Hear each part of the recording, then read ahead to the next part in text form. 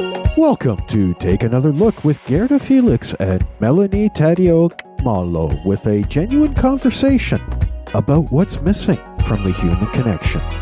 Let's join Melanie and Guerdah now. Good day and welcome to Take Another Look. I'm one of the hosts, Melanie Malo, and I'm joined with my amazing co-host, Guerdah Felix. This is the podcast where we take a closer look, another look at topics that people shy away from. Perhaps they're a little bit uncomfortable or maybe afraid to talk about certain topics, but not us. Oh no, Guerdah, what do? We dive right in. We do. That's the fun part. Absolutely. The importance of talking about these topics is that if we keep quiet, change never happens. Things need to be spoken about and discussed and understood from different perspectives. And we're two diverse, with powerful women with very different perspectives that love to talk. Right, Guerdah? That's correct. That's correct. And I also believe that it is important to speak about, different subjects, because that's how we learn from each other. I see, especially now in the world that we live in, that we come from different perspectives. But if we don't talk about it, how are we to understand one another? So that's why for me, I like to get deep. I like to talk about I like to have uncomfortable conversations. Basically, this is what it is, because I know it's taking me from where I am, perhaps not understanding, to where I want to be, connecting. Yeah, well said. And it's that growth and transformation that takes everyone to that next level of understanding. And I think these two topics, it's actually one topic, it kind of goes hand in hand, but diversity and inclusion, what we'll be talking about today, is powerful. And it has been the buzzwords, I'd say, for the last couple of years. Would you agree, Guerdah? Yes, buzzword is the word. Yes. But I really want us to have this hard conversation because you and I are both passionate about diversity and inclusion, and we don't want it to be a token topic. We want people to truly understand the beauty of diversity and inclusion. So let's get started. Guerdah, what does diversity actually mean to you? Diversity to me means that each and every one of us is very unique. We are so diverse from each other that we will have disagreements. We will have misunderstandings, and that is okay. And the fact that we are diverse also tells me that there is much to embrace from one another. The only way we can do that is if we are open, if when we meet another person, we come from a place of, what is this person going to teach me today? Because if we've already decided that this person is not good, whatever terms we can use, if we've already decided that this person is not going to be helpful, then chances are this person will not be helpful. So that's why for me, when I look at people, I come from a curious place to understand what is it that I am going to learn from this person. So that's what diversity means to me, that we are all, each and every one of us is very unique. I love the way that you use the word unique because it's true. Yes, when we think about diversity, we may think about different backgrounds and cultures and religions, race, gender, all of those things. However, even individuals from the same background and culture are diverse because no two people think exactly the same way. So diversity is a beautiful element, a mosaic, if you would think, of possibilities and opportunities to learn and grow from one another. Because everybody has that unique perspective. Exactly. So, of course, the other term that many people talk about that really don't always understand what it means is inclusion. And it goes hand in hand with diversity. But what does that mean to you, inclusion? It's a big word. It is a big word. It is a big word that to me, at first when I heard it, I had problem understanding what exactly, what do people mean when they mean inclusion? Is this like we're including you as we are doing you a favor? Or is it that I feel like I need to have you input because you have a place like everybody else? Inclusion for me has different connotations. And perhaps here is why that for me it's an issue, let's say, because when I was growing up, my parents did a very good job teaching us that we see people, or at least we need to learn to see people from their spirit, from their own essence, and not necessarily look at the exterior. So the exterior is important, but this is not the deepest way to see someone. So because of that, at our table, we had people from different nationality and diverse people. It's always been like that. So for me, that was a way of life. And even now, some of my friends, I've had a party 2 years ago, and my friend said, wow, you have a very diverse group of friends. Yes, because I learn from everybody individually. So that's why when I hear the word inclusion, well, we know diversity and inclusion, and I'm thinking, okay, what exactly do you mean by that? So it's still a word that has a question mark for me, not because I don't understand it, but because I wonder what the world understands from it. Yes. And it's interesting, similar to you, I was raised that everybody should be seen as equal opportunities, equal abilities, and everybody should just be friends. That's how I guess as a child, that's what I was taught. However, truly, inclusion didn't dawn on me until after I acquired my disability and now became one of those different, unique situations. So for me, inclusion is having people included just as they are, despite their background, culture, race, religion, ability, sexual orientation, just as they are, who they are in their own skin. And not, as you mentioned, not feeling the need to include everybody just because it's the right thing to do, but because you see the person for who they truly are. And I guess it goes back to that, how you said it's the spirit, not judging on the outside picture or what they look like or what they represent based on the color of the skin, their disability, whatever it might be. But it is a topic that it really makes me scratch my head. Boggles the mind is the word I was trying to come up with, because we're still talking about this after so many years when really it should have been something that's common sense, shouldn't it? Thoughts? Mm-hmm. Well, what I've learned is that common sense is not so common. That's what I have learned. I'll give you an example. I was invited, I'm being invited to different places, different Zoom calls and regular calls. And I was invited to a call, and yes, the person asked me the first question, but the tone of that question alone, I could tell that I didn't feel included just by the tone alone.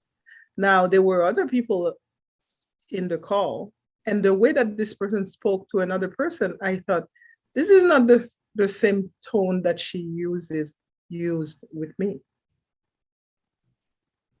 I did not feel included at all.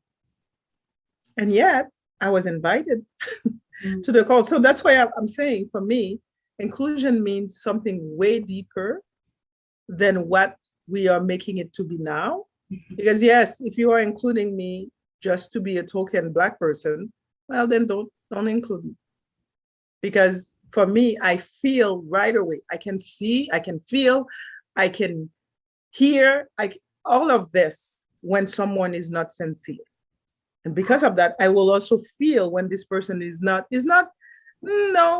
I'm not feeling included at all, because I don't see with the tone, with the questions and so on, that I should really be there. So when people talk about inclusion, I would invite everybody to be mindful and really understand what exactly that means to them. I'll give you another example very quickly. Technically, according to law, anybody can go to a store, right? Mm-hmm. Whatever the color that you are, you can go to a store. But what if I went to the store and I was wearing, baggy clothes and I was wearing a bandana? Am I going to feel included when I go to that store if this cashier or whoever it is already has an opinion of me because of the clothes that I am wearing? Probably not. And that's why I'm saying, for me, inclusion is way deeper than the way that we want everybody to understand inclusion. That's so Does that true. make sense? Yes. And this is what frustrates me with, everybody talking about their new diversity and inclusion policies at their workplace, when really, truly, it's a piece of paper. They put it down, so they say they have a standard, but in the real world, you go to the company, not everybody's being included. They're not being treated equally. They're not being valued in the same way. And it's infuriating, because everybody has such gifts and talents that are, there to help a company grow. And they think by just having this statement or whatever, that they're going to have the check mark. It's that tokenism we talked about, the token disabled person, the token Black person. And the reality is, we'd rather not be included if you're going to treat us like that. And that's exactly madness. Exactly. As I like to say, don't do me any favors. Mm-hmm. If you are going to welcome me as a human being, but don't do me any favors. And there are some people who still think that way, because I've heard a while back, well, we've allowed you to. And when I hear allow, I'm like, really? You've allowed me? No, I have my place here as much as anybody else. You need to get your ego out of the way. So here's that word again, ego. This is it. It's so true. And you know what I wonder sometimes, Guerdah, and maybe you can tell me your perspective on this, is what would it be like if we didn't have to still have these conversations, that it was actually just something that was the norm, just everybody being included in all the conversations. There didn't have to be all the checks and balances of doing the right thing, and just being who they are and really listening to one another and understand what makes each other feel included. Wouldn't that be a beautiful thing? It would be. It would be, because we would then become a big family. Because if I see you that I don't know, as my sister or my brother, then I am able to treat you as a member of the family. And this is it. Wouldn't it be, there'd be peace on earth, I think, maybe too, if we could get there. Yes, there would be. And that's a world that I want to create. The world, I keep saying, I want to create a world without borders. And it's not borders, in terms of physical borders, but mental borders, spiritual borders. Like, whatever is in your mind that's making you having you judge someone for their appearance or how they appear in front of you, like, let that go. Yeah. And perhaps you would be so surprised you would be so pleasantly surprised that you might make a friend. And what you can learn from that friend too. Wouldn't that be a beautiful Yes. thing? So Gerda, tell me about some experiences that you have had, or maybe not personally, but you have witnessed when diversity and inclusion is not at the forefront of a situation, maybe an afterthought or not even considered. It's really hard for me to come up with an example, but let's say if you are going to, I'll keep, I'll give the example of a store, because a lot of times I'm in a store. So whether I buy a coffee or I buy clothes or wherever, I'm in a store. And just the way I see the cashier talk to the person before me, or even talk to the person after me, and then me, and I can see there is a difference.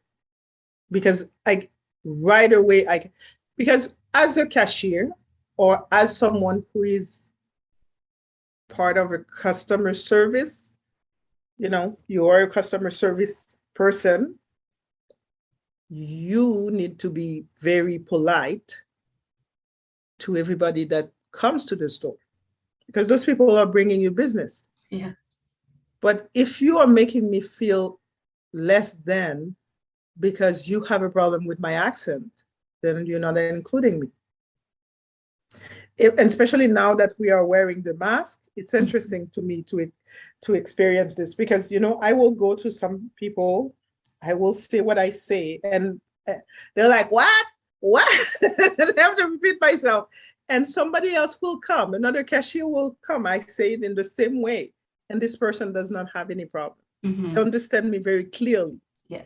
And that's when I know that the first person had a problem. It's not my accent. No. It's their ego, because I like to use the word ego. Their ego was blocking them. The other person didn't have one. And for me, those things happen constantly. I see this all the time. And when I experience this, I wonder, what has brought this person to where they are today, and what makes them think that the person they have in front of them is less than. Yes, and that is a deeper conversation for another episode. But I find it very interesting, because although diversity and inclusion go hand in hand, we can have many diverse situations where there's a lot of diversity, but there's no inclusion. So Yep. how do we help people include everyone, or at least attempt to understand how to do this? What are some things that we can share with our audience today, Guerdah, that perhaps they can think about, consider, and possibly implement into their own situations? Well, if you see someone and you are having a judgment about what the person looks like, what the person is wearing, the way the person is walking, check your bias. That is what I would say, check your bias, because whatever is coming up for you has nothing to do with the other person. It has to do with you. Check your bias. And that's the way that you are going to be able to learn that, oh, I did not know that I had this, but I do. If you think, for example, well, this is a Black person, how can they afford such a car? Check your bias. Because again, the fact that this person has a car, as a nice car, has nothing to do. It's not about your judgment has nothing to do with them. It's has to do with you. How do you see them, and what do you think in your mind that has you question why this person would have such a car? Check your bias all the time. Absolutely. What I've learned over the years is the importance of asking questions, educate ourselves. Because I can't know what you've experienced, Gerda, and you can't necessarily know what I've experienced unless we share our experiences together. And because you're a completely different person than I am, you're unique and you're different from me. We have different backgrounds, different upbringings. Therefore, how would I even consider what you're thinking about? So those conversations, and done in a respectful way, asking from a place of curiosity, as you mentioned earlier, is essential. So for me, I love to have those conversations with people to get to know them. And I remember for a long time, people go, "You're so nosy." No, not nosy. I just want to learn. I want to educate myself because I was brought up, my background is Italian, my mom's Canadian. I was brought up in this background and this life. And then in order for me to understand how best to include everybody, I need to understand other cultures, other backgrounds, other things, as well as other people's experiences. It's so important. Yeah, I totally agree. And, because the world is so diverse in terms of we have different people from different nationality and cultures, why not take some time to understand their culture, you get to know who they are. And that way, we know as we communicate with them what we need to say, what will get their attention. For example, when I'm speaking to someone who I know is Spanish, I will at least try to say something in Spanish because I know even if I say hola, ¿cómo estás? I know even if I say that alone, this person has already opened up to me, and then we can have a conversation, even if I don't speak Spanish. Okay, that's the effort of getting to know the other person without any judgment. Absolutely. And that's so key. And the other part that we have to understand is even if we have all these unique differences, inclusion may be something different. So what makes you feel included or to make me not make me feel included? So we need to have these conversations to really truly understand. I know people that unless you say, "Hi, so-and-so," with their name, "How are you doing?" they don't feel included. And that's okay. Now I know. So I need to make an effort to do that. Whereas I may think, "Hey there, how's it going?" is okay. But that is such a beautiful lesson because we need to make sure, but at the same time, we also have to have the understanding as that person that is not feeling included, that perhaps people do things differently, and not that one way is right or wrong. We just need to understand that difference and try to make the efforts to understand each other. Exactly. And it's funny that you give this example because for me, especially when I'm talking to it's interesting because here is an example that I will give. I have traveled with Via Rail, right? And I used to travel economy without no biggie for me. And then the first time I traveled business, I noticed a big difference. It's like in economy, well, good morning. And in business, well, good morning. And my name is being said. And I thought, oh, that is different.